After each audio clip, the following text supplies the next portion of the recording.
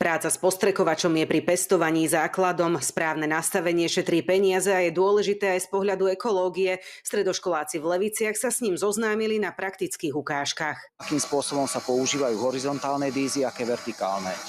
Horizontálne dízy sa napríklad používajú pri aplikácii hnojív na zástavnicový list a vertikálne sa využívajú, dajme tomu, do bazálnych častí rastliny na koreňový systém, po prípade do repky. A nie je si to dobre popliesť. Postrekovače nás učili, ale toto viac podrobnejšie, čo nás neučili na škole a samozrejme nám toto pomôže na maturite. Keď tí mladí ľudia majú ochotu ísť do toho poľnohospodárstva, určite to je lepšie, keď sa to dozvedia už na strednej škole. Postrekovače sú vždy tá najťažšia robota, keďže dochádza k kontaktu s tými chemikáliami a tieto školenia nám ukazujú, že technika napreduje. Systém veľmi ochudobnil mladú generáciu v poľnohospodárstve o priamy styk s technikou. Je to jeden zo spôsobov, ako tých ľudí zaujať. Servisní technici majú vysokoškolské vzdelanie, pracujú s počítačmi, pracujú s aplikáciami. Je to už činnosť, kde naozaj potrebujete ľudí s kvalitným vzdelaním a naozaj takýchto ľudí nevieme doviesť do zahraničia. V poľnohospodárstve u nás pracuje asi 40 000 ľudí, vysokoškolské vzdelanie má asi 15% z nich.